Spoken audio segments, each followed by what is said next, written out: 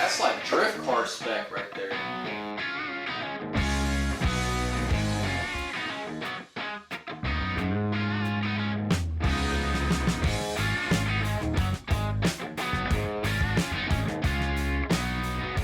Okay guys, we are finally back on this thing. I apologize for the wait, but we had bigger things on the table, bigger fish to fry. The mower, we had the bike, but recently I just got invited to a event with some really important people, and I have 2.5 weeks to complete this thing. I will try my best to complete this thing. If not, probably just going to take it there in its current form. To all my loyal fans out there, I know I've been kind of slacking on the uploads. I've been uploading like once every week and a half. I'm going to try to cut that down to once every week. Sometimes twice a week. It's possible, but it's really hard to do. Right guys, let's go ahead and jump right in. I got a lot of work ahead of me.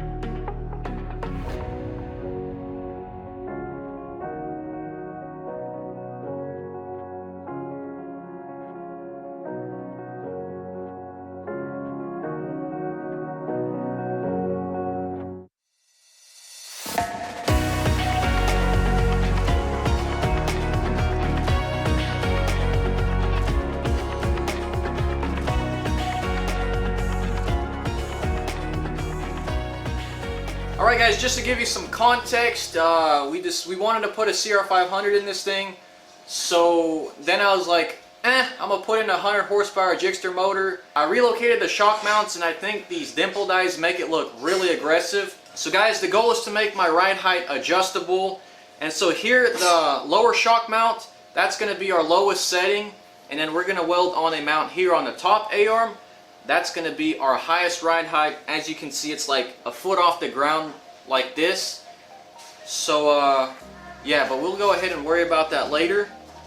Now let's go ahead and finish up the steering, weld all this up, and I think we'll be good to go.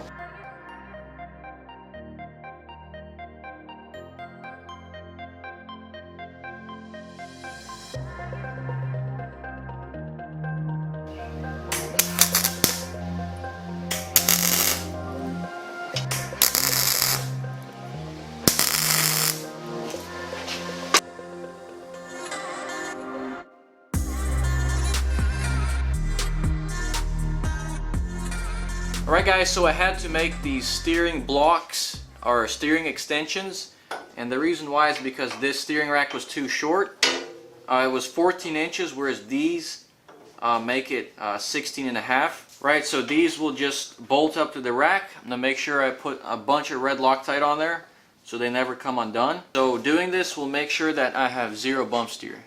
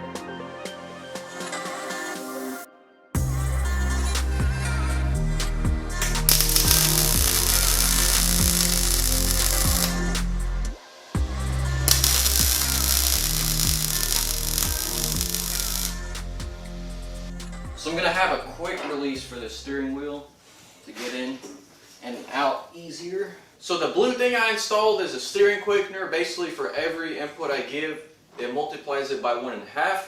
Allows for a quicker steering feel. Really good for drifting and also track.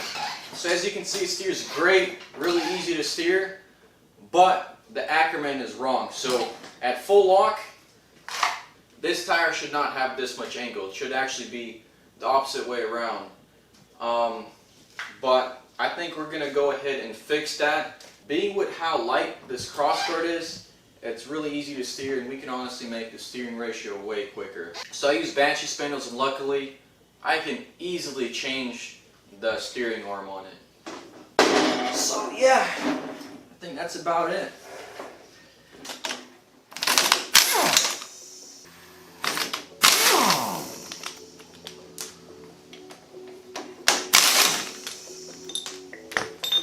Alright guys, so I managed to turn this set of angle iron into two steering arms. So that right there is the difference. As you can see, the stock ones are a little bit longer, so I shortened it, and also I moved it closer towards the wheel. So with these, it's going to have the proper amount of Ackerman. So yeah, I'm going to go ahead and bolt these on and redo our steering linkages.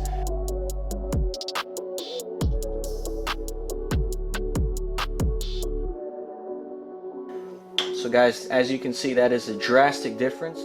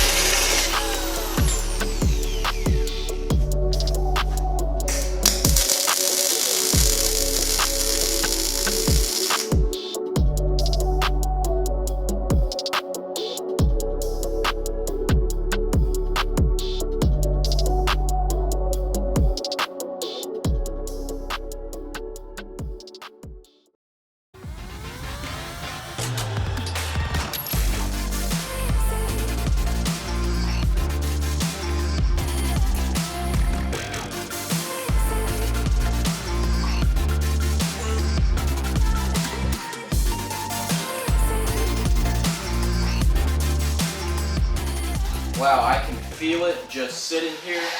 It's a lot quicker, and it's also a little bit harder to steer. We're going to go full lock. Wow, that is some crazy angle. That's like drift car spec right there.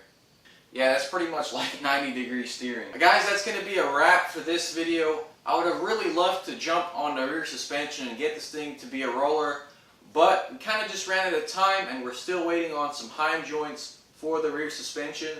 This thing will be ripping very soon and I'm honestly super excited for that. Now, since I know there's going to be people asking about the mower, here's an update. After working on the mower for 7 months, I'm kind of like mentally done, but don't worry guys, I am going to perfect that thing, I'm going to finish it, I'm going to give it lots of trial. So guys, I'm going to have to catch you in the next video. Stay tuned, peace, and God bless.